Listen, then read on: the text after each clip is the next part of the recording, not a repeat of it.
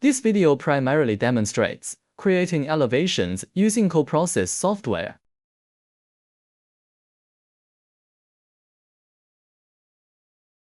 Click Vector greater than Create Elevation greater than Select.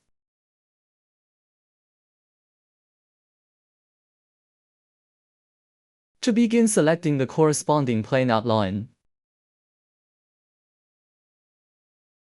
For View option, creates elevations for front, back, left, and right directions.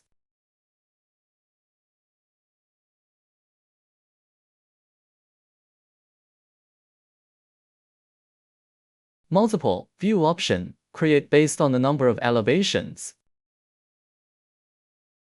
The semi-transparent strip-like lines in the image represent the elevation proxy lines.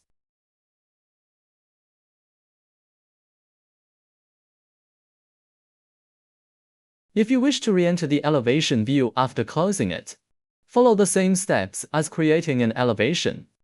Click Vector greater than Create Elevation greater than Select to begin selecting the corresponding elevation proxy lines, thereby re-entering the view.